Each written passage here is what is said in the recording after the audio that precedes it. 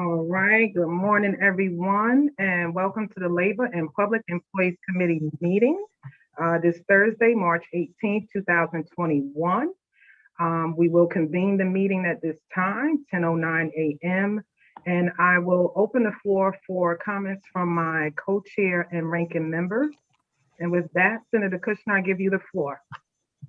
Thank you, Chairman Porter. It is good to be with you all today, and I look forward to a productive meeting. And so let's get started. Thank you, Senator Kushner. Up next, we have Senator Sampson. You have the floor, sir. Thank you, Madam Chairman. No comments today. Just welcome to everyone that is on the committee and participating, and those watching on Zoom or YouTube or wherever. Thanks very much. You're welcome. Thank you, Senator. And up next, we have Representative Aurora. Sir, you have the floor. Thank you, Madam Chair, and welcome to all members of the committee and all members of the public who might be watching us and watching this meeting, and look forward to working on these important matters. Thank you, Madam Chair. You're welcome, Representative. And I will just add to that with the welcoming of all of the committee members, our staff and support who make this machine work well.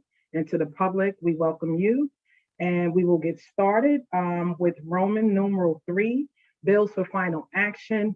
Number 1, we have House Bill 5377, which is an act concerning the removal of COVID-19 related layoffs from the unemployment compensation experience account. And this is a JF to the floor. I'm going to ask for a motion. So moved. This is Second. Representative Hughes, second. So we have a motion by Senator Kushner, a second by Representative Hughes. Is there any discussion or questions or comments?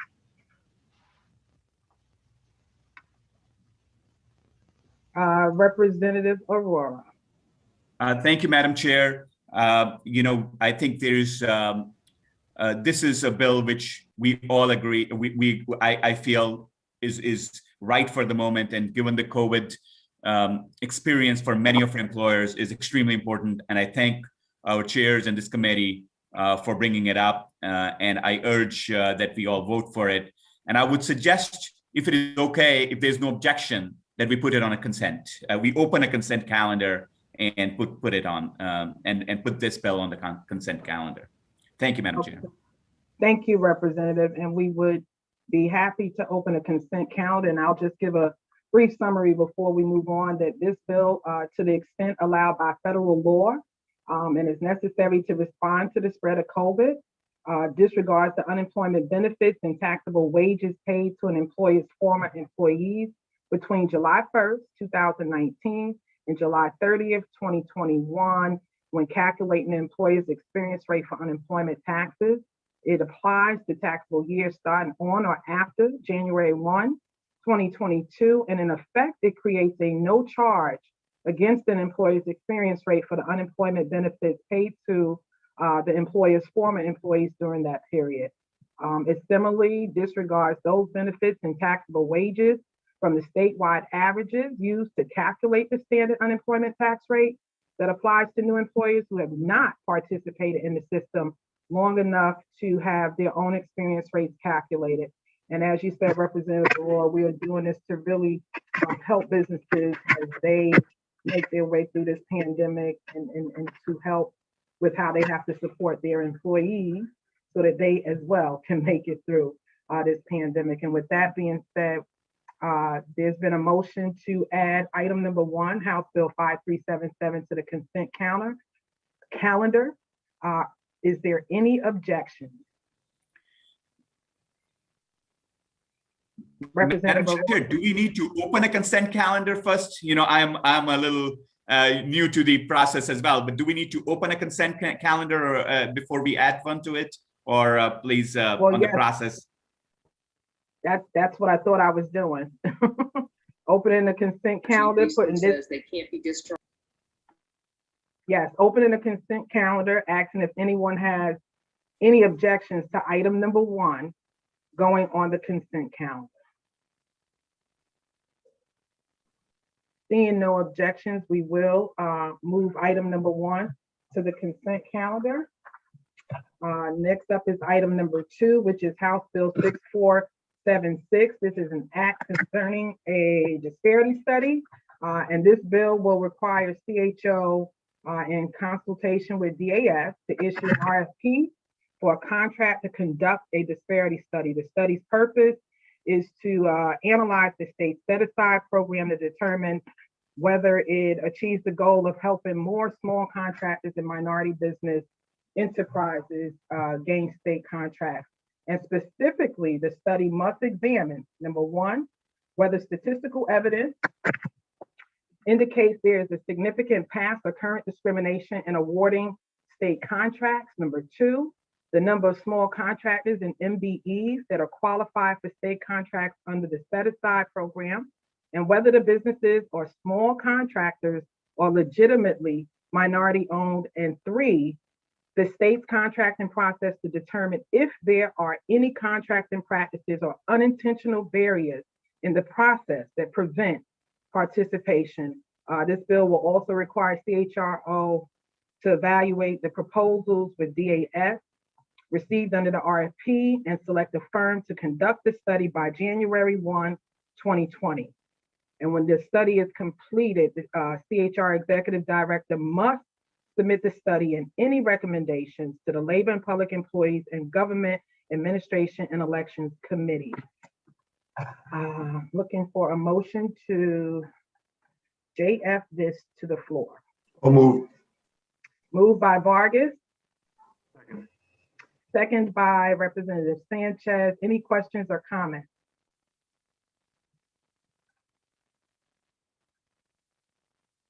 All right, Representative Aurora. Madam Chair, thank you. I'm supportive of this bill, and if there is no objection from other members, I would also suggest that we add this to our consent calendar. Skilled nursing, but So move, Representative Hughes. That motion to move it to the calendar was Representative Hughes. I would second the motion, please. I don't believe we need a motion if there's no objection to move it. No, I'm sorry, you're right, Representative Vargas. I'm a little distracted, but I do apologize. Any objections to moving this to the consent calendar? Seeing none, Mr. Clerk, please add item number 2 to the consent calendar. Next would be item number 3, Senate Bill 908. The right of a public employee to join or support a union. This bill establishes requirements for public employers to provide public employees unions with certain information about newly hired and current employees, access to new employee orientations for 30 to 120 minutes. If parties cannot agree on how to provide such access, the bill requires them to go to arbitration over the matter. And 3, access to the public employees that they represent during the workday on the employer's premises, public employer email systems for communicating union-related information, and government buildings and facilities to conduct meetings with bargaining unit members as long as they don't interfere with the employer's operations. The bill will also establish certain requirements and criteria related to payroll deductions for dues paid to public employee organizations. Among things, these require public employers to rely on an employee organization certification that it has and will maintain the deduction authorization signed by the individuals from whose pay deductions will be made, 2, the organizations to indemnify public employers for any employee claim about deductions that relied on that certification, and 3rd, public employers to direct employee requests to cancel or charge their deductions to the organization rather than the employer. And lastly, the bill prohibits public employers from deterring or discouraging public employees or job applicants from 1, becoming or remaining members of a public employee organization, 2, authorizing representation by employee organization, or 3, authorizing dues deductions to an employee organization. It makes it prohibited labor practice for public employers to, among other things, 1, encourage an employee to resign or decline membership in an employee organization, or 2, knowingly help another entity to do so. And with that, I will ask, I'm not sure, did we do a motion? No, we did not yet. Okay, I'm asking for No. a motion. So moved. No, excuse me, Madam Chair, I think if I'm correct, either it goes to the consent calendar or it's held for discussion after we finish with all the items. If there's an objection to put it on the consent calendar. We haven't gotten there yet, Representative Vargas. Thank All you. right. So this is a motion to JF, Senate Bill 908 to the floor. Motion was made by Senator Kushner. I second it. Second by Representative Vargas. And I do see that there is a hand raised. I won't ask if there's any comments or questions. I will recognize Senator Sampson at this time. You have the floor, sir. Thank you very much, Madam Chairman. And surprisingly, I would object to putting this on the consent calendar, even though I know we did not get there. I have a lot to say about the bill that's before us, although my intention really is to save most of my comments to an eventual floor debate. I'm hopeful that the committee does not JF this bill and that cooler heads prevail and that it doesn't actually make it to the Senate floor, at least in the format that it is.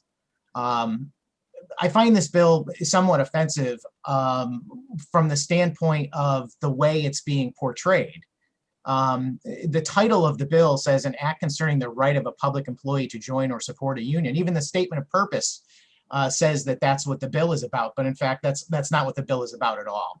And no one, certainly not me, objects or would want to infringe on the right of any public employee to join or support a union. But this bill has very little to do with that. What this bill does essentially is creates a municipal mandate to require information be provided to unions at taxpayer expense.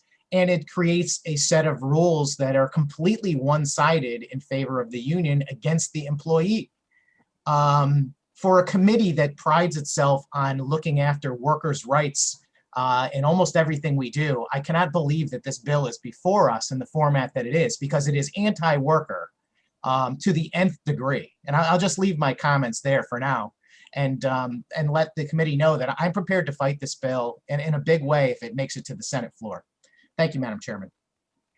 Thank you, Senator Sampson. And I do regret you feel like that. I do believe that this is a bill that supports workers and employers and actually provides a platform where there can be communication that is unbridled without the intimidation or fear of retaliation. The experience of many workers who are looking for the option, and all we are doing through this bill is giving them a choice to whether they want to organize and be a part of a union or not.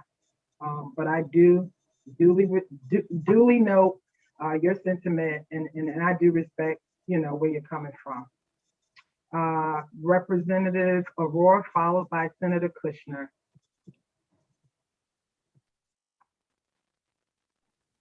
I just wanted to mention, thank you, Madam Chair. I wanted to see if Madam Co-Chair Kushner wanted to remark on the process in terms of should we have the discussion right now, or because I'd like to make a few remarks on the bill, on the substance of the bill here, if that should be done right now, or perhaps after we go through all the other bills.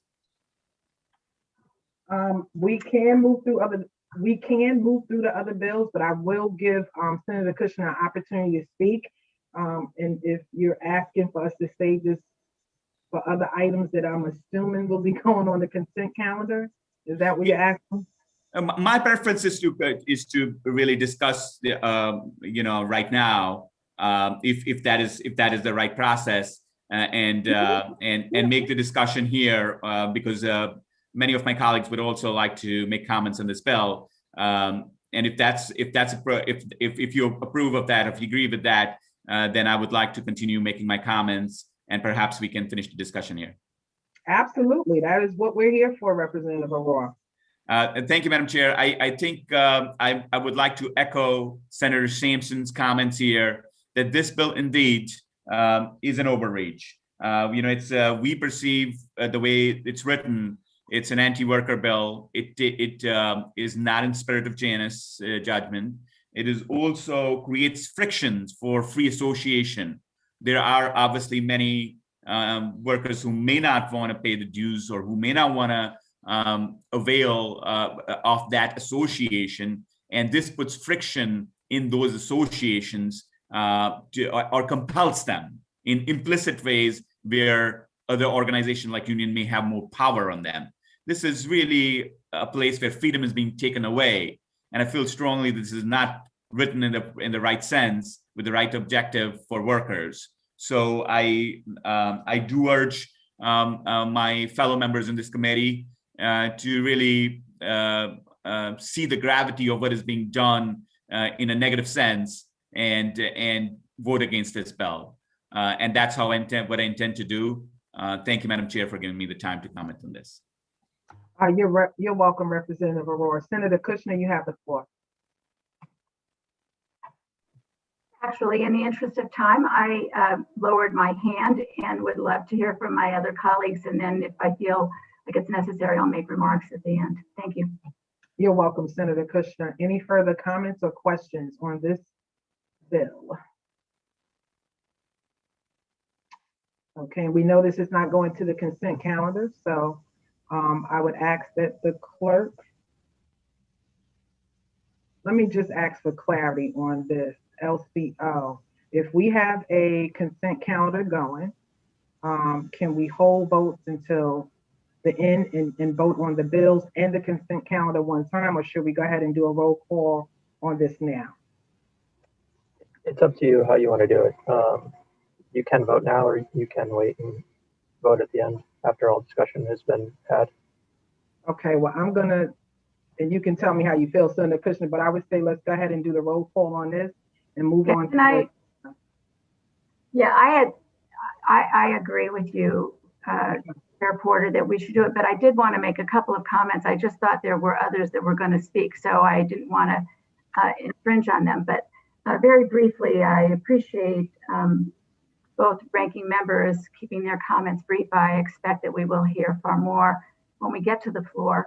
I did want to say, however, that in my years of representing workers, and that includes workers who formed the union, chose to unionize, were passionate about their desire to be part of the union, as well as workers who were reluctant. And I have met and spoken to thousands of workers in the first category, and certainly many who were reluctant initially in the union, in participating in the union. And I will say that I believe that the most important aspect of this bill is to ensure that every worker has equal opportunity to hear both from the employer and from the union. And while this bill does provide neutrality, that the employer should not influence an employee's view on this, it is really important that people have information from the union to really understand what it's about. So, that's the purpose of this bill. I'm sure that I feel pretty confident that our committee will JF this bill to the floor. And I look forward to the floor debate because I think this is a really important bill for workers in our state. So thank you very much for the opportunity to address you all.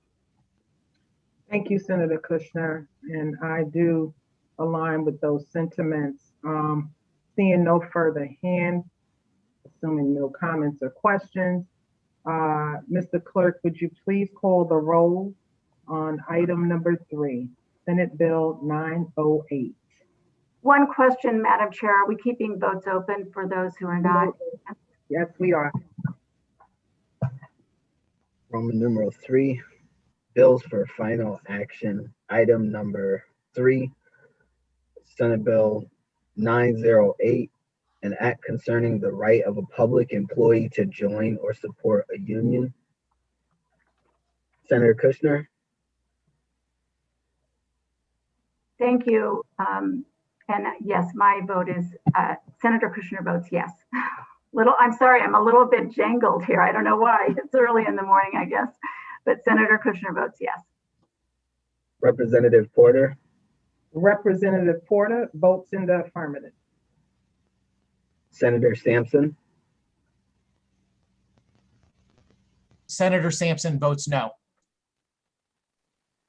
Representative Aurora, Representative Aurora votes no.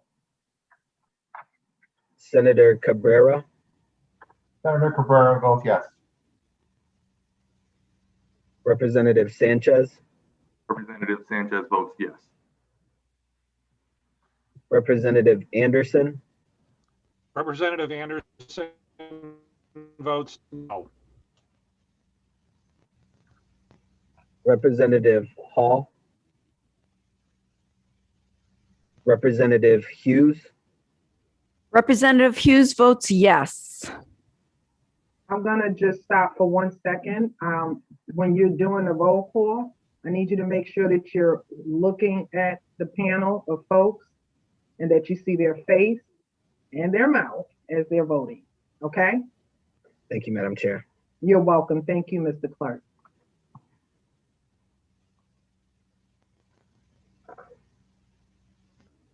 Senator Lesser, Representative Ritigliano, Ritigliano votes no. Representative Vargas, Representative Vargas votes yes. Representative Winkler, Representative Winkler votes yes. thank you.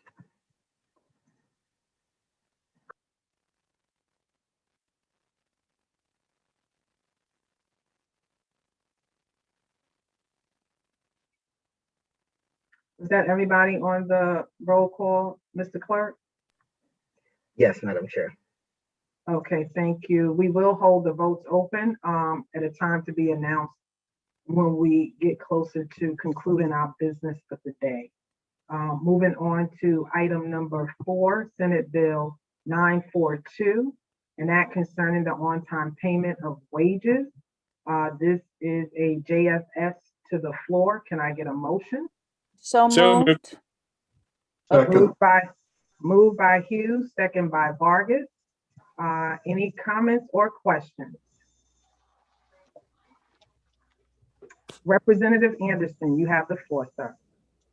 Thank you, Madam Chair. I would like the opportunity to vote on this bill, which I'm opposed to.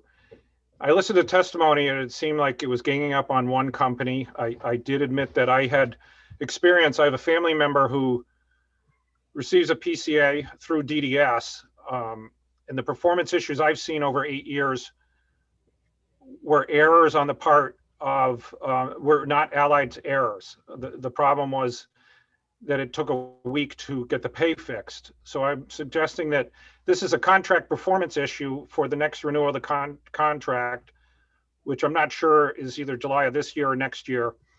So I think this could be fixed outside the legislature. I noticed from when we had the public hearing, the fine per day has changed from 25 up to 100. I think that's overly punitive. So as I said, I'll oppose this bill and ask for a vote. Thank you, Madam Chair. Thank you, Representative Anderson. And I will, yes, we did increase the daily fine because we actually eliminated the sections E and F of this bill, which would have opened up an even more exorbitant fine and the ability to sue. So that's why we increased it from $25 to $100 a day, taking into consideration the two sections E and F that we eliminated in this bill. Yes, Senator Kushner, followed by Senator Sampson. Thank you, Madam Chair. And I listened to the extensive testimony in the public hearing, both from consumers and also from workers. And what seemed clear to me is that there is a problem with one of the payroll companies, and I didn't hear any complaints about the other payroll company that serves this population of workers. But I do think that it's our obligation as legislators and the Committee for Labor and Public Employees to take measures, to take steps to ensure that workers are paid on time. This is very fundamental. And because of the relationship of the consumer, this is a consumer-directed employer-employee relationship, which is very important to the population that's being served. And I believe also embraced by the workers themselves. So it is an unusual situation where we have a fiscal intermediary that is responsible for making sure that people get paid on time. And really, regardless of where the mistake was made, it should not take so long to correct those mistakes. We have heard accounts where it could be a week, but it could also be 2 weeks or 3 weeks before a worker got paid. And these are relatively low wage, well, I would say low wage workers. Their earnings are very low. And I think that it makes it very hard, particularly for low wage workers, to meet their financial obligations. And frequently when they can't, because their pay didn't come in on time, they're hit with fees that make it even harder for them to get by on these low wages. And so, you know, I would hope that this company will get its act together, or that the state will determine that it can't, and therefore we need a different payroll agent. But in the meantime, I think this bill really is a good remedy. It puts an incentive on the employer, on the payroll company, to actually, if there is a mistake, to get those mistakes corrected quickly, regardless of whose mistake it was. And so I really endorse this bill. I think it's something that we absolutely must do. This has been under discussion for several years now, and the problems have not been corrected. So I think this will hopefully help either correct the problems or provide recourse for employees when they're not paid on time. Thank you very much. Thank you for those comments, Senator Kushner, and I do agree wholeheartedly. During the public hearing, we heard story after story after story after story, and it doesn't matter how the mistake was made. This payroll company, is their responsibility to pay people, and it shouldn't take as long as it takes them to turn around discrepancies in people's submission of payroll. And like you stated, this has been going on for years. This is not something that just started to occur. We have people that have been with this company 5, 6, 7 years. And in that entire time, they have had the experience of missing paychecks. And I think this is a fair way to look at it, an incentive and actually a level of accountability to make sure that this payroll company fulfills its obligation.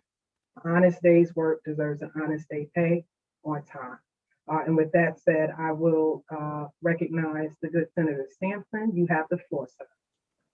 Thank you very much, Madam Chairman. I've been going back and forth on this bill since it was first introduced. I think everyone on the committee agrees that if there is an employer in this state that is not properly paying their workers on time, that they need to be held accountable, and you know, they need to be made to do so. The thing about it is that we already have this law. I would disagree with my Senate chair that the obligation of this committee is to provide some level of enforcement. You know, I wish maybe sometimes that we had that power, but we don't. Our job is to make policy and to create the laws. The thing is, the law that we're looking for is already in place. There is a requirement in the law for someone to pay on time. So the problem lies outside of the realm of this committee's ability to do anything about it. It has to do with the Department of Labor and you know, what's going on there. You know, that coupled with the testimony that we heard, it was somewhat confusing about what was the creation of the problem. And sometimes it was not the payroll company at all, it was the employer. And I disagree with my two chairs on that subject, that somehow the payroll company should be held accountable, whether it's their fault or not. And that's to me is wrong. We should hold who is accountable who is responsible, accountable, and not someone who isn't. So I'm looking at this bill in a vacuum and I'm saying, well, if we didn't have this problem with this one company, would I think this is good policy? And I would say, no, it's not. The thing is, I encouraged us, this committee, early on to take an active role and use our notoriety and our power that we have, maybe by being elected officials, to create some pressure on the executive branch to enforce the existing law. And to me, that would have made more sense than this policy, which I think is might be effective in creating pressure on this one payroll company, but it might be penalizing for them for things that they are not directly responsible for. And I just have a problem with that. So I don't want to go on ad nauseum. I just want to reiterate that every person on this committee wants this company to pay people properly and on time. And if I can do anything to help that happen, I certainly will. And I would encourage any individuals that are affected to contact my office, and I will use the force of the executive branch. I will reach out to those people and I will get them to do what they're supposed to.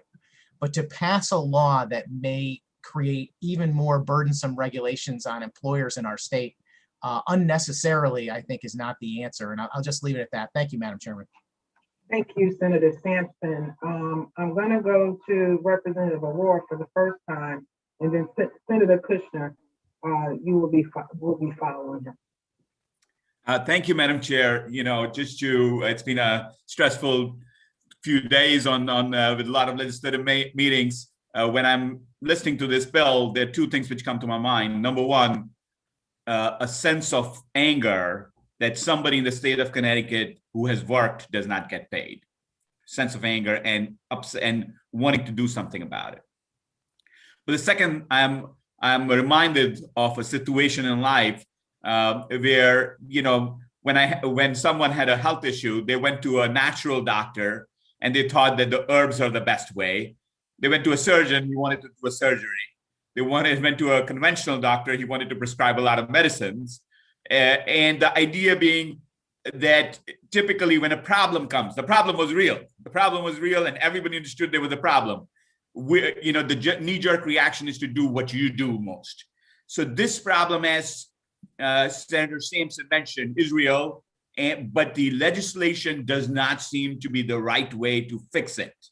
And the more I think about it, the more I am convinced with what Senator Sampson said. If we all together write a committee letter, a letter to the executive branch to take immediate care of these complaints, either through the power vested in the attorney in the AG's office or other elements of the executive branch, I think we could solve this problem and do it faster and in a more effective way than having to wait for the entire law to be passed, which would have other unintended consequences rather than fix the problem.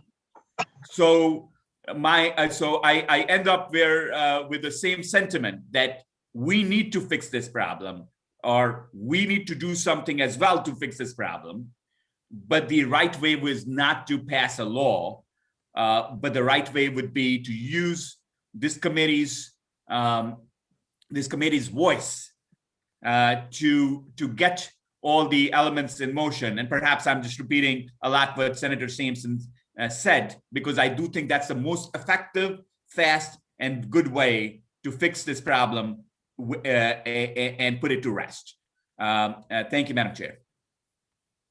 Thank you for your remarks, Representative Aurora. And I will just say that I still believe that we do have the power to do this, that it is our responsibility to put forth some level of accountability, especially when we've had people come before us, like Maria Lopez that lives in Stanford, at a time when she's saying almost a month, 4 weeks went by, that she had not received a paycheck. I can remember a current article I read, because we've been at this for a minute, where one of the employees actually went 3 months without pay. It doesn't take 3 months to correct a mistake, regardless of who made it. So I think that, there is some incentive and a level of accountability that is definitely warranted. And I believe that we are operating within our realm of responsibility here. And I hope, that when we call this bill, it may, well, it's not going to the consent calendar, but that it will pass out of this committee with bipartisan support. And with that, I will recognize Senator Kushner for the second time. Thank you, and I will be brief.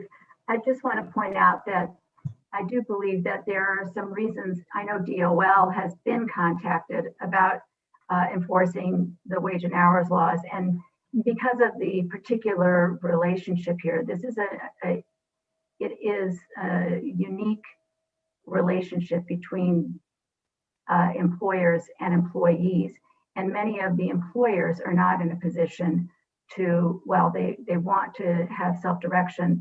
It's difficult. And so I understand that the mistakes may not always be on the part of the payroll company, but it is clear, and this bill does give them some grace period.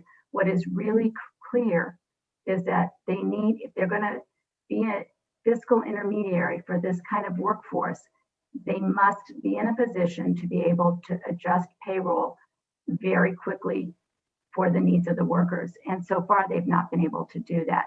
And so I think that really, this bill is, it is very much written with this particular employment relationship in mind. It will not negatively impact other employers because it's written to address the fiscal intermediary.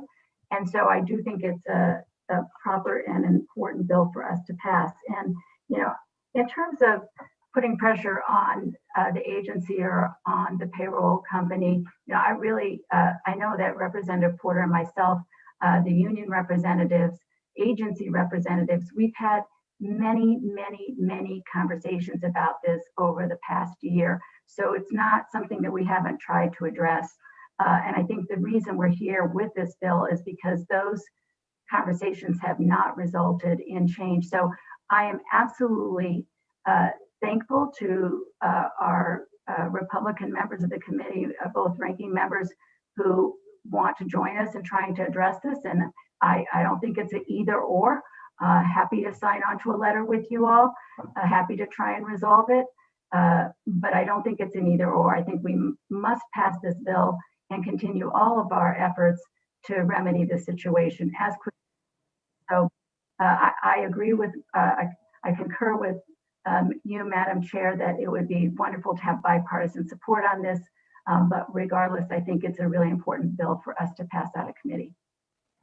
Thank you, Senator Kushner. Representative Aurora for the second time. Thank you, Madam Chair, for giving me, for recognizing me second time here and indulging in me. I always, from a business career, I believe that the most important thing is an important aspect of our activity, any activity we engage, is getting our results delivered. I do believe that, and in the most effective and most efficient way. I do believe that this is a very unique contract. I understand that. I looked at this problem because I really felt that in the state of Connecticut and in the country in large, it's really pretty easy if somebody doesn't pay you for work to go at them and really put them out of business. There's strong laws in place. But then I did study this problem further, and I realized that there was a different person was paying and different person was processing, a different agencies was paying the processor. And so there's a little more complication. I understand that. And that is still more a reason that a law is going to be less cumbersome and less effective than understanding the effectiveness or the contract, the process, the way in which the contracts have been written. The real problem, again, when we try to solve a problem, as I gave the initial problem, in my initial time, I had mentioned that the problem is a little complicated. And by using a big hammer, it's not going to help. It's actually going to be way more complicated. And I don't even know how it will resolve itself. However, if we as a committee formally, and I know you have said that there have been informal conversations, formally present to the person or the agency which has the contract with this particular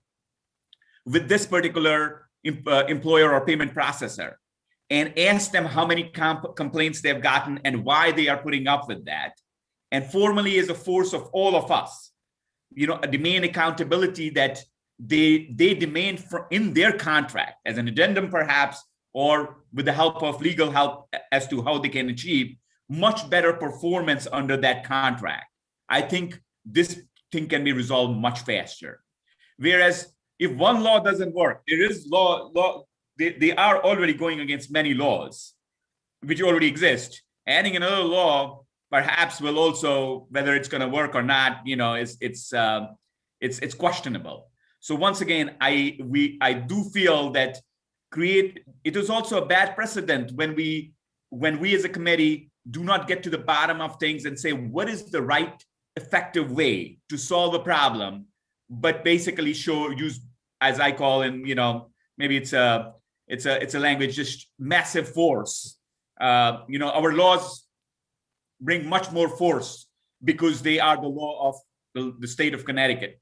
And I take them seriously to use them to set policy. And when other methodologies are available, other tools are available, which are very clearly available right now, we do so. And I do accept and agree with Madam Co-Chair, that we should certainly, whether we do this law or wherever, howsoever this bill proceeds, we should write a letter in strong words together, all of us perhaps, to the requisite agency, after thinking through this problem carefully as to which agency, whether it is the AG's office, whether it is another agency, which would be most capable or most effective in sorting out this problem in the fastest time, and also ask for some timeline rather than giving them to respond and to fix this problem.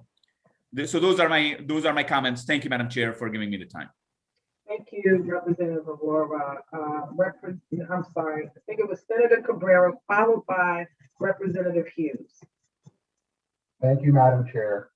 One of my first jobs in the labor movement was helping workers who weren't paid by their employer recover their wages. And I can tell you, having firsthand experience do that, it is oftentimes a very long, cumbersome process. And many of the workers that we often talk about are workers who are living paycheck to paycheck and who simply don't have the time, energy, or access to resources or expertise to help them navigate.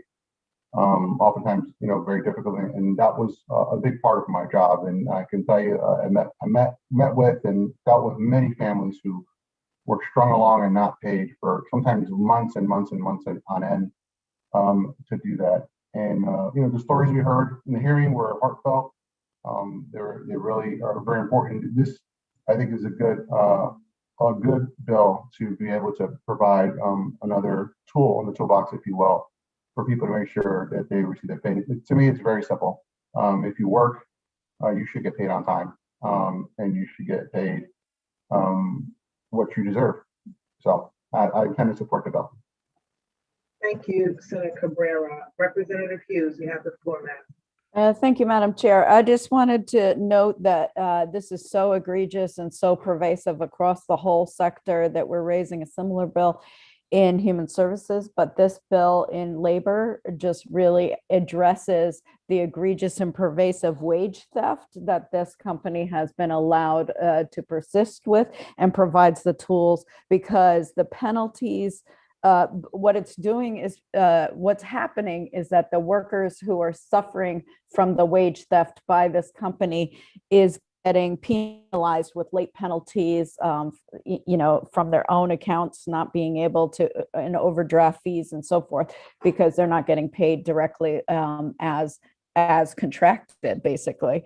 So this is going to be a really positive bill to pass forward, and to take the best language and the best provisions of both bills that are parallel, trying to address this and really get it over the finish line, so that companies cannot continue to exploit low wage workers without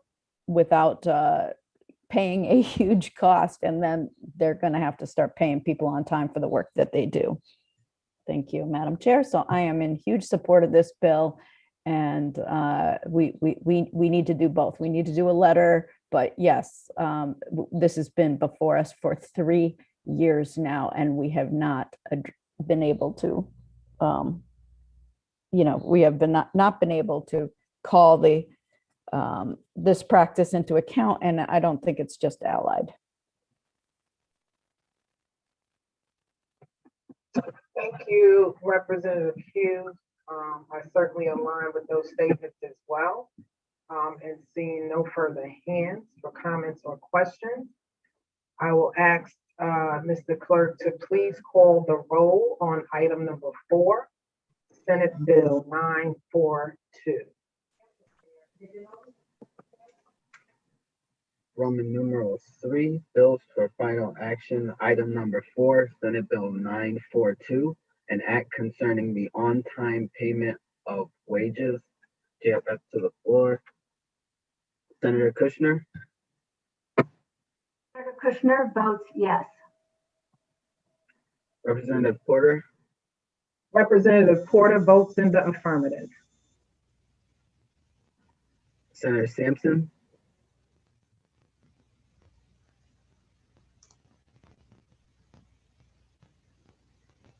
Representative Aurora. Very sorry, Mr. Clerk. I am here. Senator Sampson votes no. Thank you, Senator Sampson. Representative Aurora. Can't hear you. Representative Aurora. Sorry about that. Representative Aurora votes no. Senator Cabrera. Cabrera votes yes. Representative Sanchez. Representative Sanchez votes yes. Representative Anderson. Representative Anderson votes no. Representative Hall.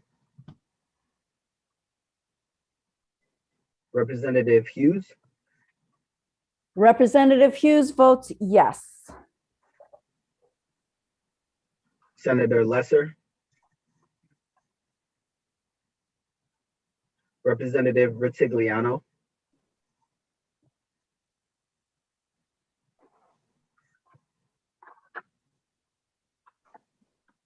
Representative Ritigliano. Representative Vargas. Representative Vargas votes yes. Representative Winkler. Representative Winkler votes yes. Thank you. Thank you, Mr. Clerk. And the only thing that I will add to that is that I didn't state the S language. Clarifies, 1, that the bill's provisions do not apply to the consumers and employed as state-funded PCAs, and 2, the applicable penalties for violation. And as stated earlier, we will leave the votes open at a time to be determined as we near the close of this I'm committee. glad he's giving us a head up. This gives us a chance to maybe straighten. Hey, you're not muted, Vargas. Okie dokie. Moving on to item number 5, Senate Bill 141, an act establishing a task force to study cancer relief benefits for firefighters. And I will recognize Senator Kushner. Thank you, Madam Chair. I would like to move this bill. Thank you. Actually, I believe we do have S language on this, and so maybe this is, I want to move it with the substitute language. And I'm sorry if I didn't do that correctly. Do you want me to speak to that briefly? Well, yes, and I do believe that the clerk is in possession of the substitute language, so I would ask that you, because I don't believe that all the members have it. I'm not sure. So Devin, can you confirm if that has been sent to the members? And if not, can you send it now? Madam Chair, I am in possession of the language. It has not been sent to members. I will send it now. Thank you. And as you do that, I will recognize Senator Kushner again so she can speak to the origin of this S language. Thank you, Madam Chair. So we did receive comments from the council, the Connecticut Council of Municipalities, CCM, that they would support this task force to study the effect of cancer and our relief program for firefighters. They recommended an amendment, but because we had not yet voted this to draft this, because we didn't have the language yet, it would become a substitute language, and that's what we did. We looked at their recommendation, which called for additional 2 members of the task force, one representing the a municipality without a paid fire department, but with a volunteer fire department, and another municipality with a paid fire department. So you, Madam Chair, and I, we spoke about this and determined that it would be wise to accept their recommendation.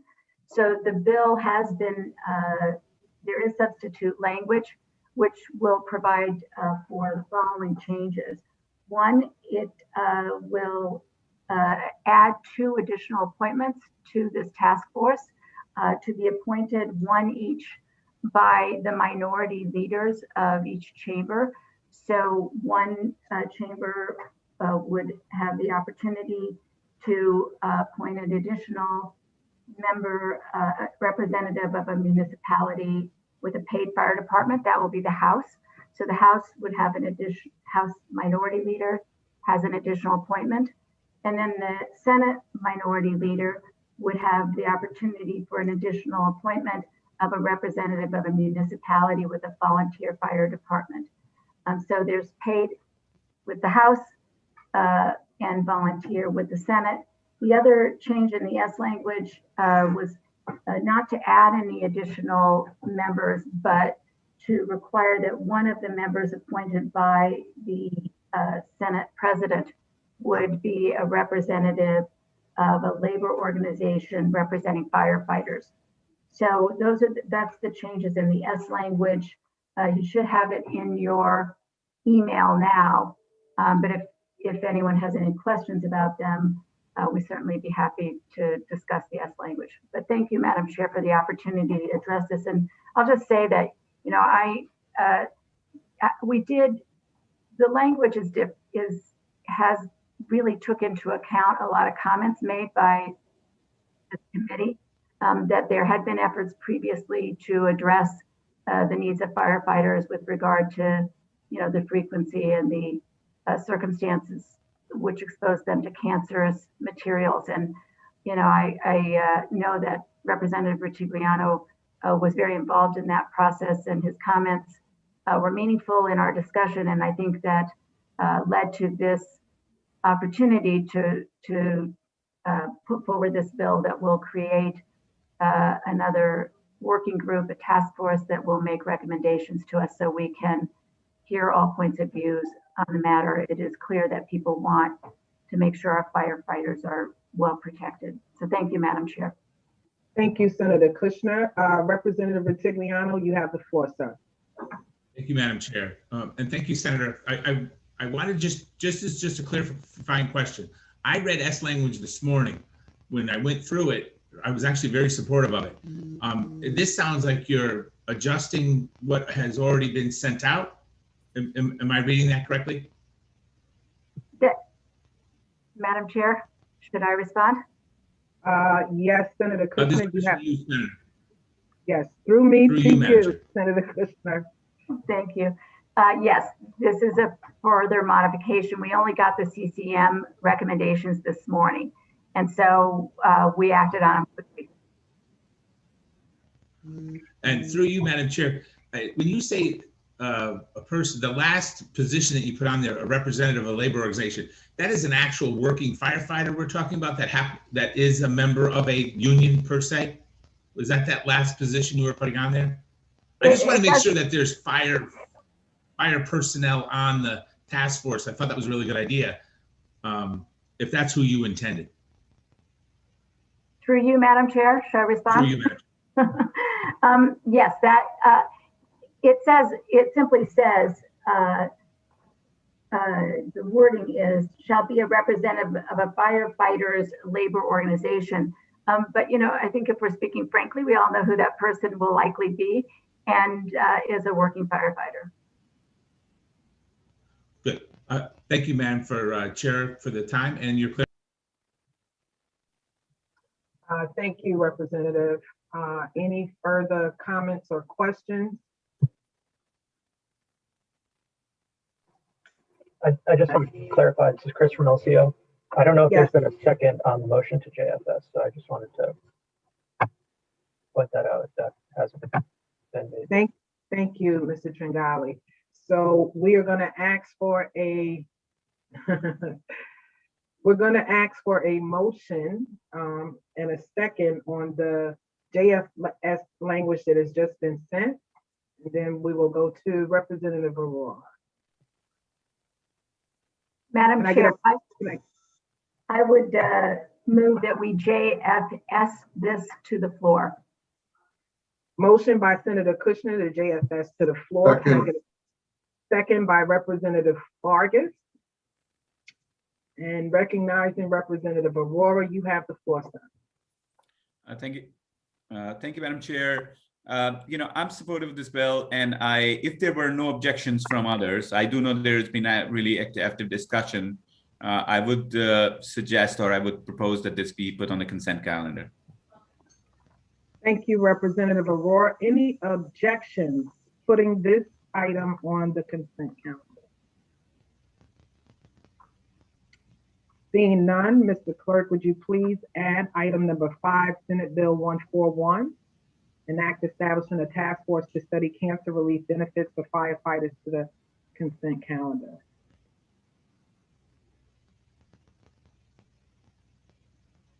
Thank you.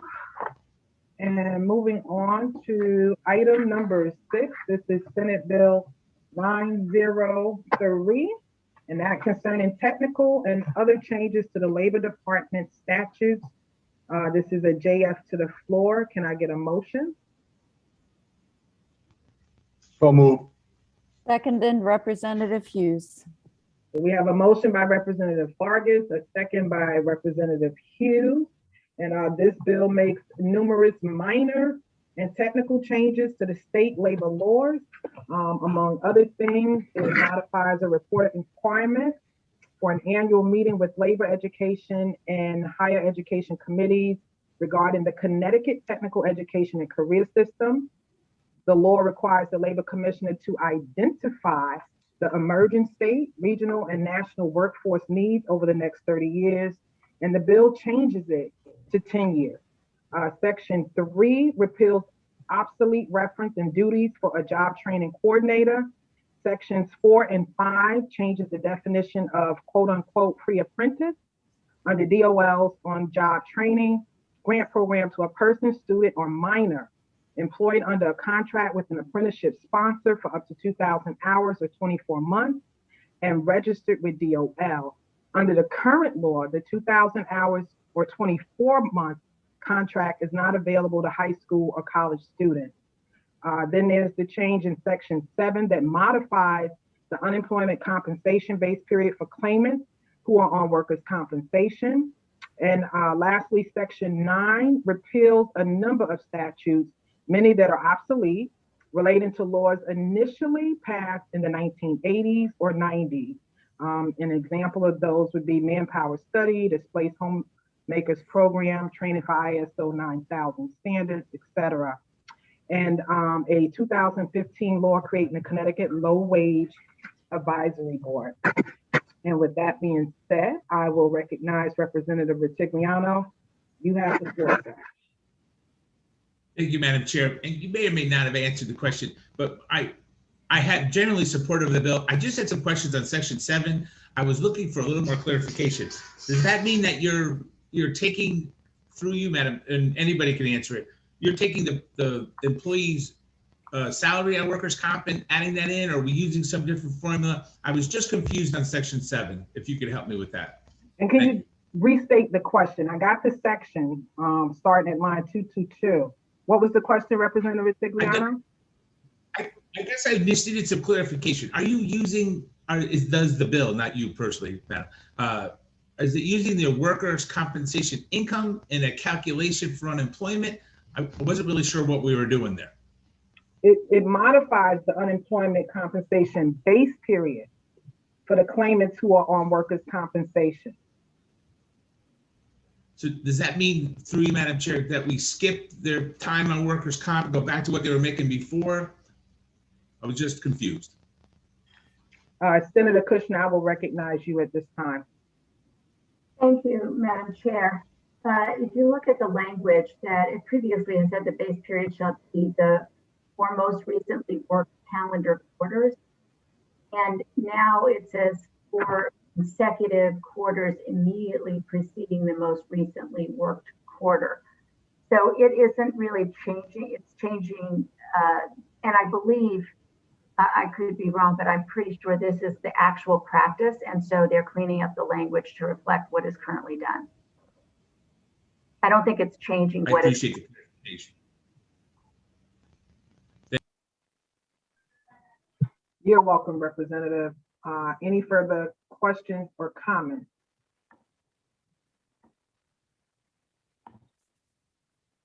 Representative Aurora, is that your hand?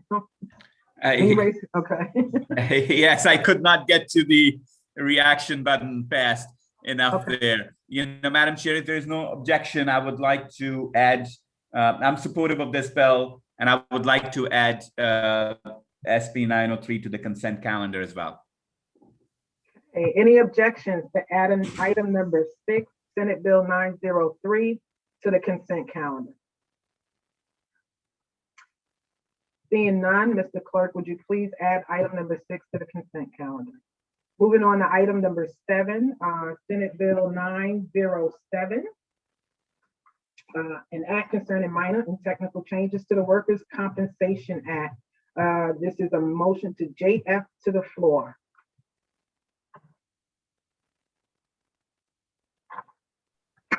Representative Hughes, so moved. Can I get a second? Second. All right, so we have a motion by Representative Hughes and a second by Representative Aurora. And this bill is in nature like the previous bill we just discussed. It makes various minor changes and technical changes to the workers' compensation statutes. It retitles workers' compensation commissioners as quote unquote administrative law judges in current statutes and in any public act from the 2021 legislative session. It reduces the frequency with which Workers' Comp Commission Advisory Board must meet from twice to once each quarter. It eliminates the requirement for the Commission's statistical division to be administered by a full-time salaried director appointed by the Workers' Compensation Commission's chairperson. It eliminates the requirement that the audio recordings of formal hearings provided to parties be on cassette. It eliminates obsolete provisions regarding the transfer of certain cases to the Second Injury Fund, which has not been allowed since 1995.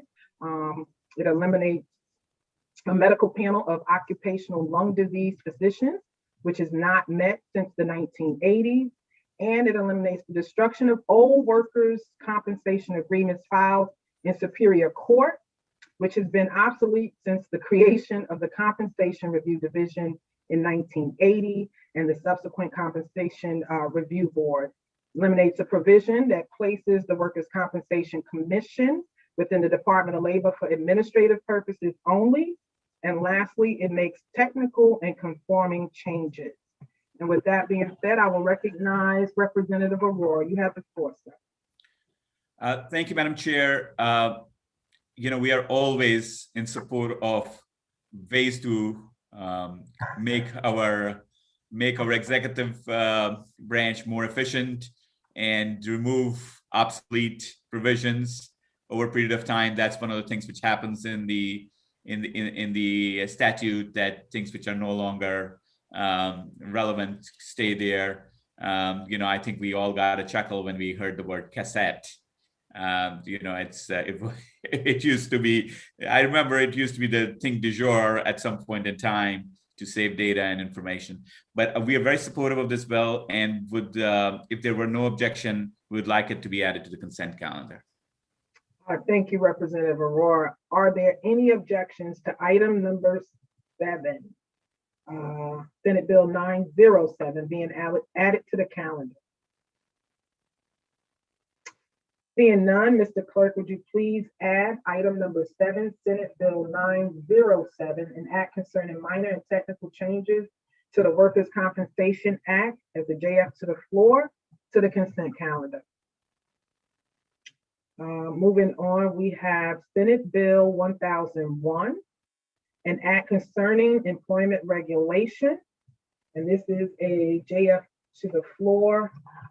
This bill requires the Labor Commissioner to conduct a study regarding the need for employment regulation and to report the results to the Labor Committee by January 1, 2022. Can I get a motion? Kushner so moves. Second.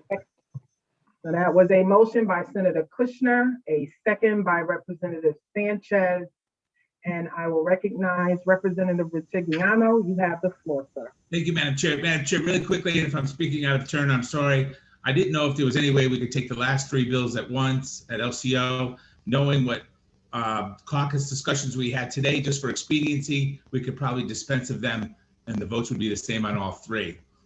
So I just put that out there, Madam.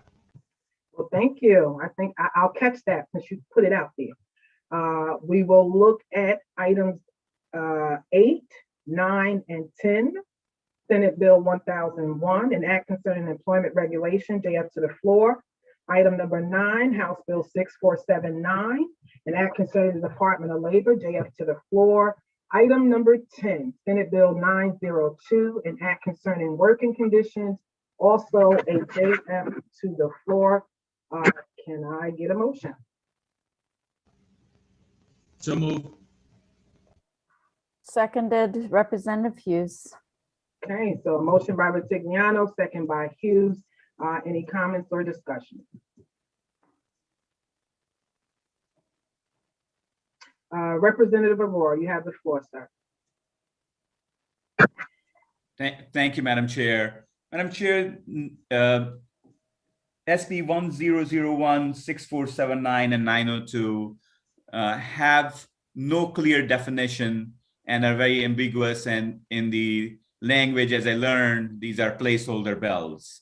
You know, we really believe, and we have consensus in our caucus, and most members of our caucus do believe, that such placeholder bills really go against the very essence of the process we've been following. We have been discussing and debating concepts and bills, and with great amount of vigor and arguments and on each side, and that's what I really think makes our process and our legislative body such a strong institution.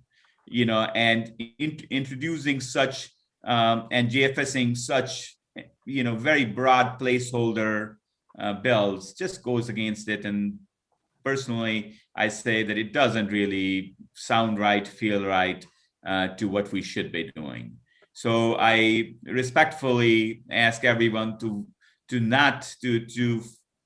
dissuade ourselves, right? And I know it has been used across the legislature at times, to dissuade ourselves from using such techniques and really use the committee format to vigorously and honestly and bring these concepts out early on, so there's a lot of both quantity and quality of discussion, because many times if both of them are required to bring out all facets of any idea which will have the force of our law. So respectfully, I urge members of this committee to vote against all 3 bills. Thank you, Madam Chair. Thank you for those comments, Representative Aurora, and I will just say that I urge all committee members to support these bills. This is and has been the custom, and I do believe it is how we do business since I've been chairing. So I will recognize, I had 2 hands and now have no hands. So if there are no further comments or questions, we will have a roll call. on Madam Chair? item, Sorry, Chris Tringali from LCO. yes, If these aren't going on consent, each of them will need a separate roll call vote. it wasn't my understanding that these were going on consent. Right. Okay. No, Madam. Thank you. Okay. So we will do a roll call for these last three items, starting with item number 8. Mr. Clerk, if you could call the roll for Senate Bill number 1001. Roman numeral 3, bills for final action. Point of order. Representative Winkler. I am sorry, but I want to make sure these pass correctly. What I think the attorney was trying to say is that if the bills are not going to be on a consent calendar, they must be voted on separately.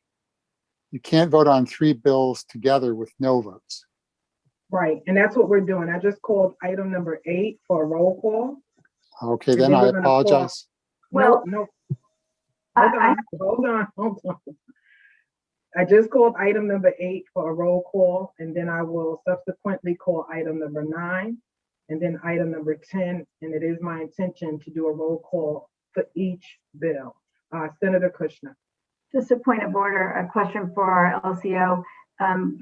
I wonder if we need a separate motion now on each one of those, because we had moved to hear all 3, to talk about all 3 together. So I wondered if we also need to have a new separate motion on each one of those.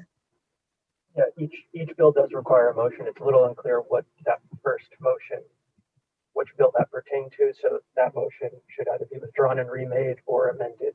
I withdraw my motion. This is Representative Hughes, and make a new motion to hear item number 8 and do a roll call vote. And who was the second? I think it was Representative Aurora. You made the second. Can you withdraw that motion, please?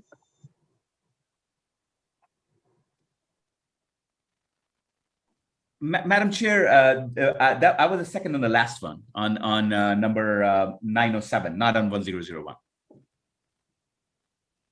Okay, Mr. Clerk, can you tell me who was the second with Representative Hughes?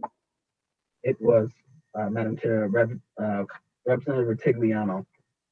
Oh, I'm sorry. I withdraw my original motion, although I am not sure why we can't do 3 bills at once, but I respect LCO's decision. Thank you, Representative Retigliano. So we're going to start this from scratch. I'm looking for a motion for item number 8, Senate Bill 1001, an act concerning employment regulation, JF to the floor. Can I have a motion, please? So move, well, go ahead. Go ahead. I'll either Second. move or second, whatever. All right, so whatever. we have a motion by Representative Vargas and a second by Representative Hughes. Mr. Clerk, would you please call the roll?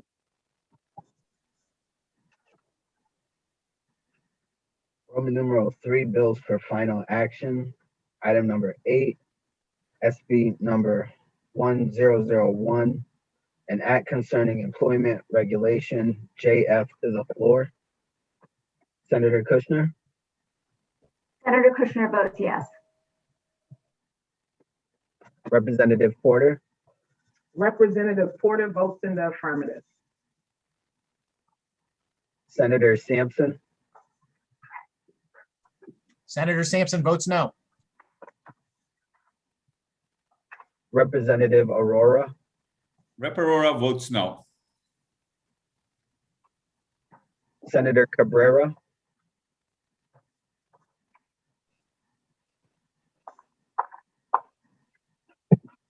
Representative Sanchez, Representative Sanchez votes yes.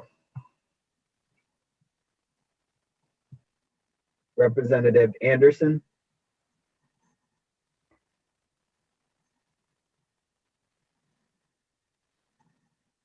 Representative Hall,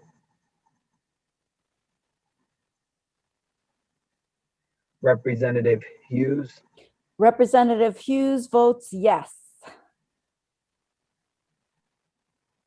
Senator Lesser,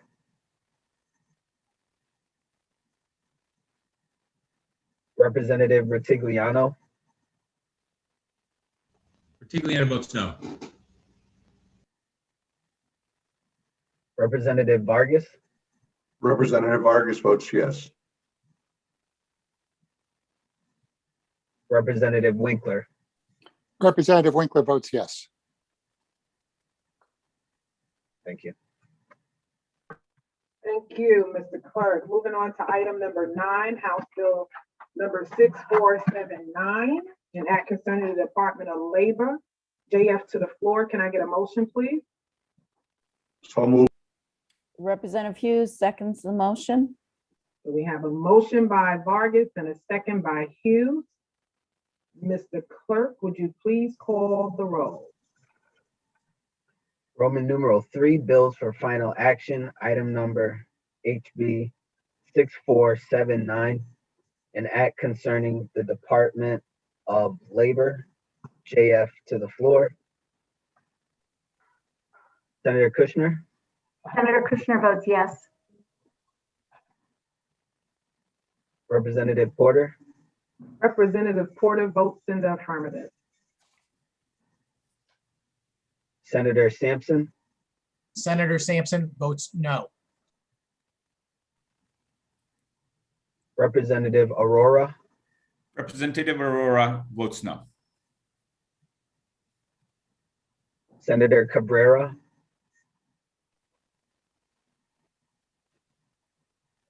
Representative Sanchez, Representative Sanchez votes yes. Representative Anderson,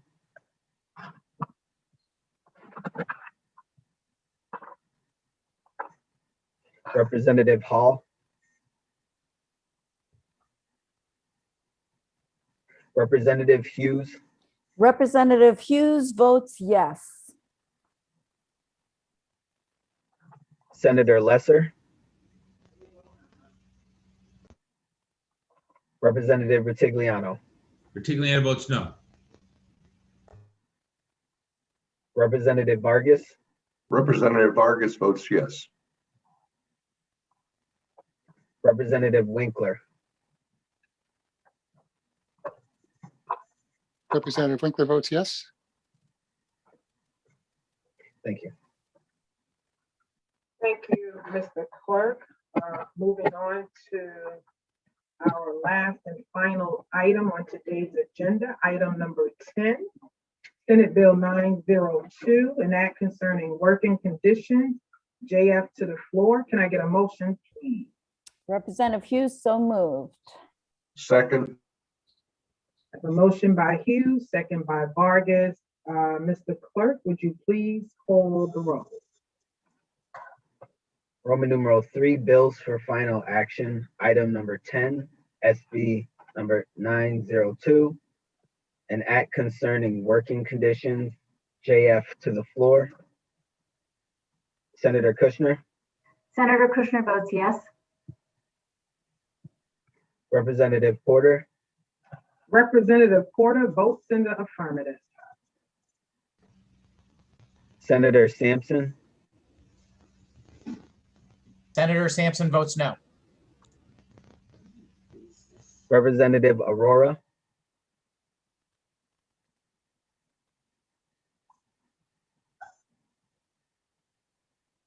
Senator Cabrera, Representative Sanchez, Representative Sanchez votes yes.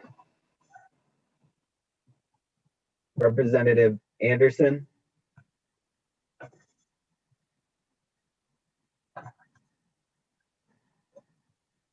Representative Hall, Representative Hughes, Representative Hughes votes yes.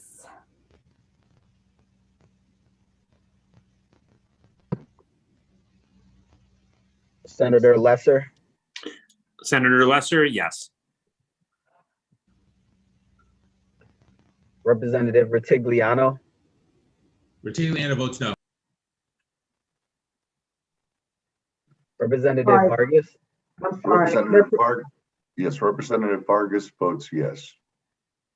Thank you. I'm going to interject for one moment and just ask that you please call Representative Ritigliano again because his mic cut off before we heard his actual vote. Representative Ritigliano, Ritigliano votes no. Representative Winkler, Representative Winkler votes yes. thank you. Thank you, Mr. Clerk. Item Roman numeral number 4, announcement of time and date of next meeting. Before I go on to that, let me just say that we will be holding the votes open for an hour. The time is now 11:29, so we're going to hold them open for an hour. I just want to make that announcement before we move on to the announcement of the time and date of the next meeting, which will be March 23rd, 2021 at 9 a.m. And I do want to note for the record that the Senate will be going into session that day. So we will begin our committee meeting, recess when necessary, and reconvene when they are done. Madam Chair. I'm sorry, Representative Vargas. Hold on, because I haven't recognized you, but I do need to recognize Representative Aurora, who has his hand up. Representative Aurora, you have the floor. I think we may have the same point as that we haven't voted on the consent calendar. Yeah. So we need to, and if Madam Chair, I had to vote on a different meeting. I missed my vote on number 10, SB 902, if you'd allow the clerk to take my vote on that. Okay, so what we're gonna do, now that I've announced the date and the time of the next meeting, we will vote on the consent calendar, and then we will open the votes back up for you, Representative Hall, Cabrera, and Letzer, who all have missed votes throughout this meeting. So, Mr. Clerk, if you would please call so that we can vote on the consent calendar, the items.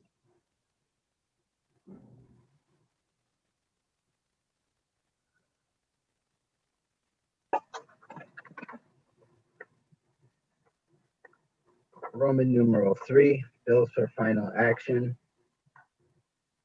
Item number 1, HB number 5377, an act concerning the removal of COVID-19 related layoffs from the unemployment compensation experience account. Item number 2, HB 6476, an act concerning a disparity study. Excuse me, JF to the floor. Item number 5, SB number 141, an act establishing a task force to study cancer relief benefits for firefighters. Motion to JFS LCO 5683 to the floor. Item number 6, SB number 903, an act concerning technical and other changes to the Labor Department statutes. Item number 7, SB number 907, an act concerning minor and technical changes to the Workers' Compensation Act. JF to the floor. Thank you, Mr. Clerk. I do have I see your hand, Senator Kushner, but I have a question for LCO because I did see the note. With the consent calendar, I want to make sure that I see Lester, I see Cabrera. Okay, the only person that I know we are missing is Representative Hall. If we vote on the consent calendar now as a roll call, are those votes left open with the rest of the votes, or are they closed? You can do it either way. It's probably advisable to tally them to avoid confusion. Somebody who wasn't at the meeting later wants to vote in an opposite way of what's on the consent calendar, but there is precedent for leaving the votes open. Yeah. Okay, so I will suggest, and I will recognize you, Senator Kushner, because I definitely want to hear your input on this, but in prior times, we have left the consent calendar open. So if you want to weigh in on that, Senator Kushner. Thank you, Madam Chair. On other committees that I participate on, I have noted that when there's a consent calendar, they don't require the tally at the end, so that when folks who are unable to be here can have their vote counted on the consent calendar. My understanding is once you announce the tally, there is no ability to vote on that. That's correct. That's my understanding. So I know that's how we've done it in other committees. And that's how we've done it here. So I'm going to stick to what's been the tradition.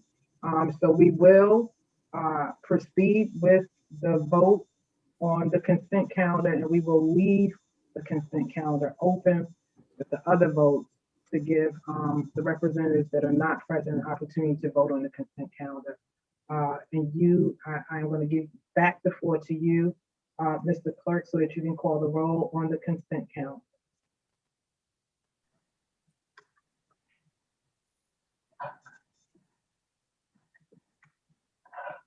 Madam Chair, could I ask a question of LCO? Yes. Chris of LCO, in calling the roll on the consent calendar, is it necessary that I go through each item? I'm not sure I understand the question. My question is, do I need to read each item with the bill name? Or is it, because it's a consent calendar, it's just one roll call vote on the consent calendar? Yes, it's that. It's one roll call vote on the consent calendar. Okay, thank you. Mm-hmm. Okay, so I'll begin with Senator Kushner. Senator Kushner votes yes. Representative Porter. Representative Porter votes in the affirmative. Senator Sampson. Senator Sampson votes yes. Representative Aurora. Representative Aurora votes yes.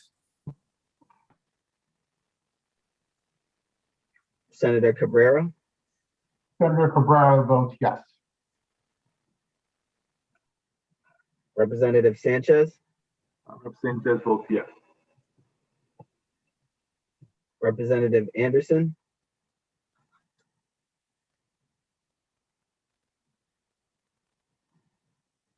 Representative Hall. I'm next. Representative Hughes. Representative Hughes votes yes. Senator Lesser. Senator Lesser votes yes. Representative Ritigliano. Ritigliano votes yes. Representative Vargas.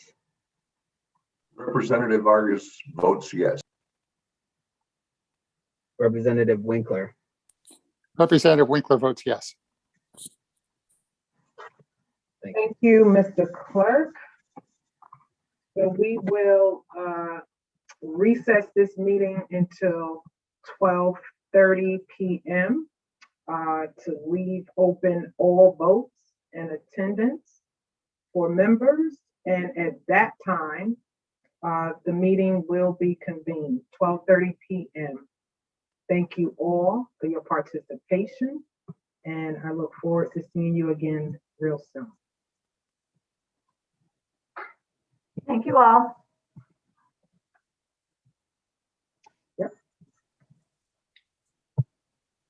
Mr. Clerk, is there a way we can catch up on missed votes?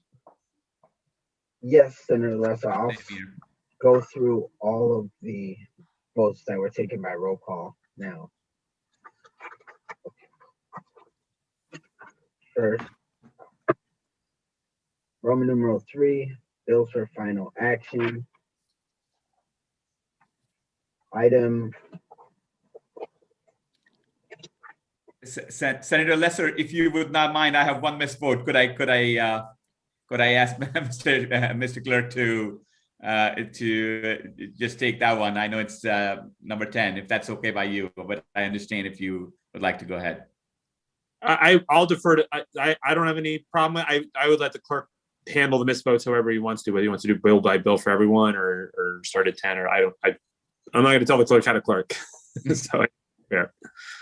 I would suggest you start at item number 10, because I don't believe that Senator Lester has voted on that item. Thank you, Madam Chair. Item, room number 3, bills for final action. Item number 10, SB 902, an act concerning working conditions. Representative Aurora. Aurora votes no. Senator Cabrera. Senator Cabrera votes yes. Representative Anderson. Representative Hall.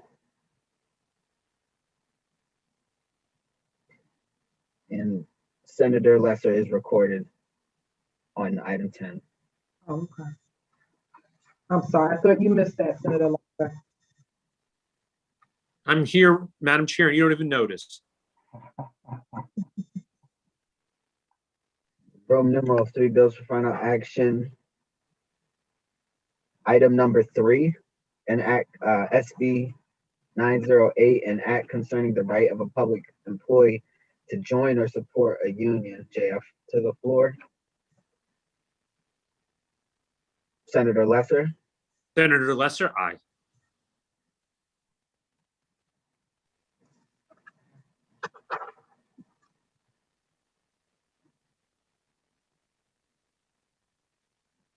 Item number 4, SB 942, an act concerning the on-time payment of wages. JFS to the floor. Senator Lesser. Senator Lesser, aye. Representative Retigliano. Representative Retigliano. He appears to be on another call. He's missing his second chance to vote. Representative Retigliano. You can move on. Yeah. Item number 8, SB number 1001, an act concerning employment regulation. JF to the floor. Senator Cabrera. Senator Cabrera votes yes. Representative Anderson.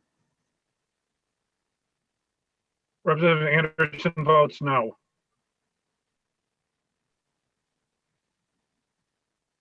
Representative Hall. Okay. Senator Lesser. Senator Lesser in the affirmative. And can you go back to Representative Retigliano, please, to see if he will respond? Representative Retigliano.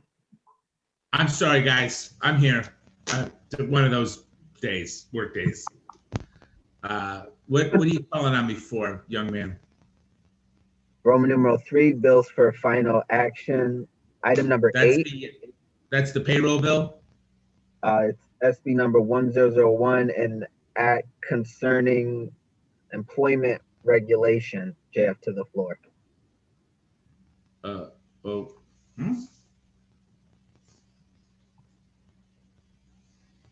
yeah, no, that's one of the end bills, right? That's not number 3.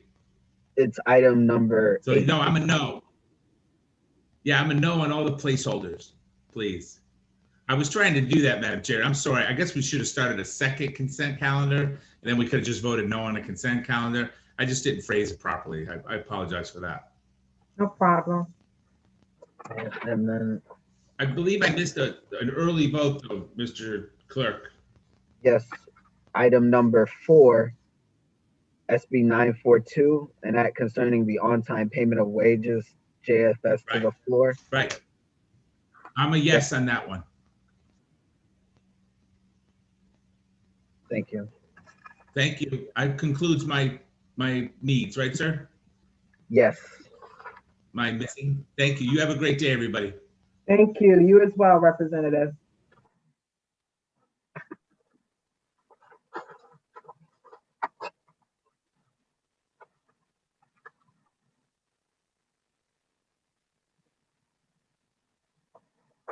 So what I will suggest, Mr. Clerk, is that we still have Representative Anderson. If you can take a look at your tally sheet and just call the votes that he missed.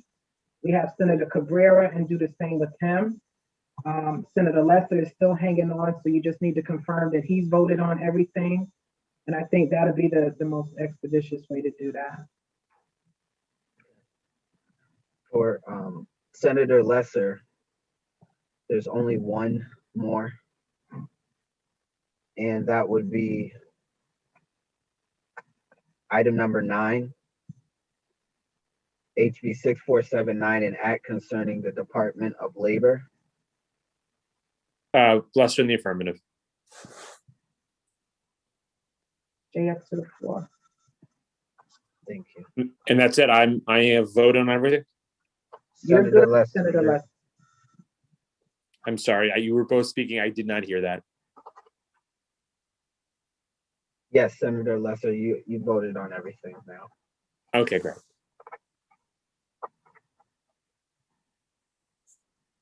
Okay.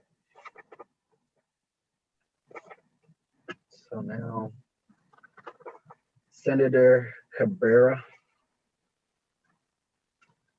for same item number 9, HB 6479, an act concerning the Department of Labor, JF to the floor. Senator Cabrera. Senator Cabrera is a yes.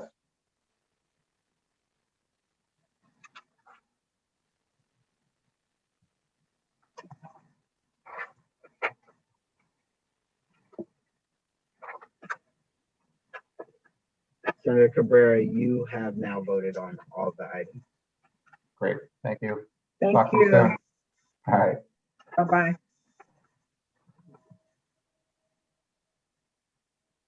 Last but not least, Representative Anderson. Thank you, Madam Chair. Thank you for your patience.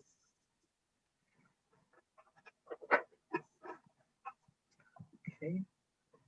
Roman number 3, bills for final action. Item number 9, HB 6479, an act concerning Department of Labor, JF to the floor. Representative Anderson. Representative Anderson votes no.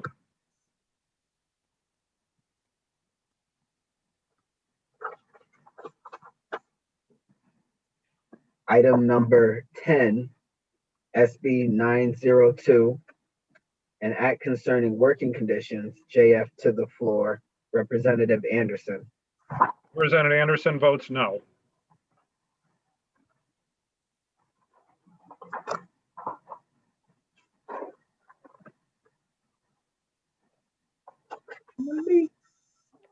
And Representative Anderson, are you still here? Yes. Yes. Also, for the consent calendar, there are 5 items placed on a consent calendar. Item number 1. Hey, Devin, just because it will be faster for everyone, if you could ask both Representative Anderson and Hall on those consent calendar ones, that'll get it all out of the way. Thank you. Representative Hall, right now we're discussing the voting on the consent calendar. Yep. And there were 5 items on the consent calendar. Item number 1, HB number 5377, an act concerning the removal of COVID-19 related layoffs from the unemployment compensation experience account, JF to the floor. Item number 2, HB. Why don't you just take the vote on each one? Because you're going to have to read each one, but you should just read it once. Well, he has to read, he's doing it correctly, Julie. He's gonna read all five bills, what they are on consent, and then he's gonna ask them how they vote. Yeah, Sorry, I was trying to speed things up. Sorry. that's okay. Start again with item number 2, because you read item number 1 already. Item number 2, HB 6476, an act concerning a disparity study. JF to the floor. Item number 5, SB number 141, an act establishing a task force to study cancer relief benefits for firefighters. Motion to JFS LCO 5683 to the floor. Item number 6, SB number 903, an act concerning technical and other changes to the Labor Department statutes. JF to the floor. Item number 7, SB number 907, an act concerning minor and technical changes to the Workers' Compensation Act. JF to the floor. Representative Anderson. Representative Anderson votes yes. Representative Hall. Representative Hall votes yes. Thank you. Representative Anderson, you've now voted on everything, and I can take your votes now, Representative Hall. Thank you. Thank you, Representative. Have a good day. You too. Thank you.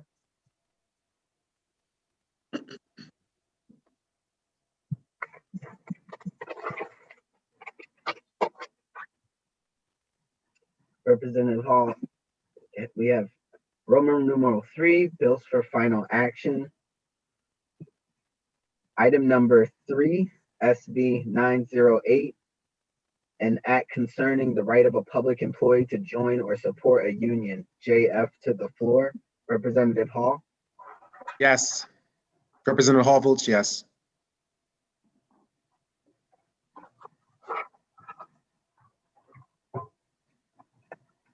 Item number 4, an act concerning the on-time payment of wages. JFS to the floor. Representative Hall. Representative Hall votes yes.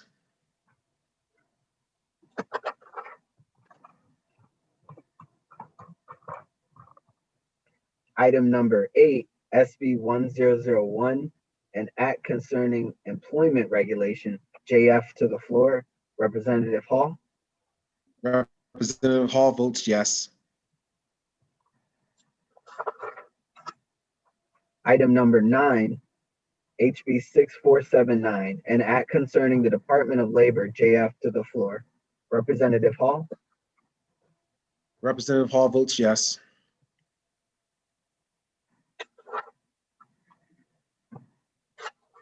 Item number 10, SB 902, an act concerning working conditions. JF to the floor. Representative Hall. Representative Hall votes yes.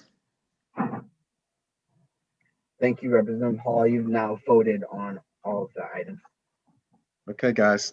Have a good rest of your day. Take care. All right. So, Devin, can you take We're us off still YouTube? live. Yes.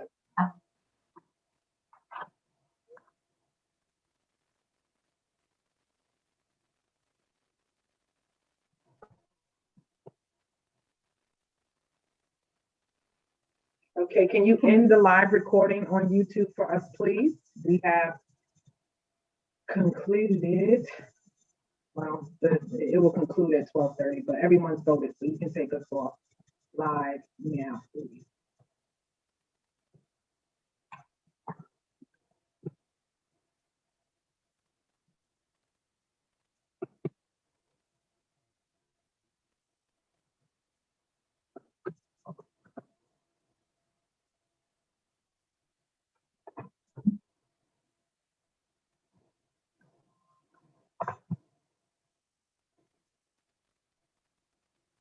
Does he, he's asking, does he need to read the tally?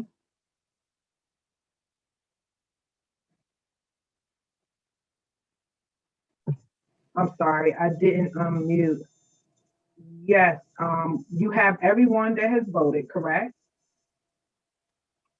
That is correct, Madam Chair. Okay, I just need you to come back on because then we can read the tally on the consent calendar. And then you can read the tally on items 3, 4, 8, 9, and 10. And then we can adjourn the meeting. Thank you, Madam Chair. The tally on the consent calendar is 13 yay, total 13. 0 nay. Correct? 13 yay, 0 nay on the 13 consent yay, calendar. 13 yay, 0 nay on the consent calendar. Total. Next, for item number 3, SB 908, an act concerning the right of a public employee to join or support a union JF to the floor. We have 9 yay, 4 nay, 13 total.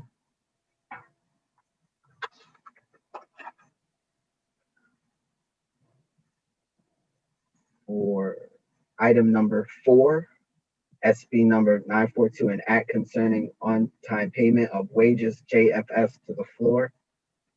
We have 10 yay, 3 nay, 13 total.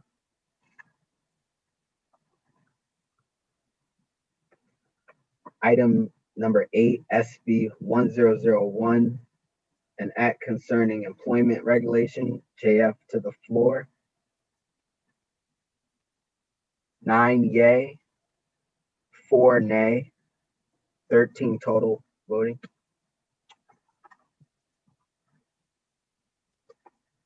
Item number 9, HB number 6479, an act concerning the Department of Labor, JF to the floor. We have 9 yay, 4 nay, 13 total. Finally, item number 10, SB 902, an act concerning working conditions, JF to the floor. We have 9 yay, 4 nay, 13 total. Thank you. Thank you, Mr. Clark. We will adjourn the meeting. The time is now 11.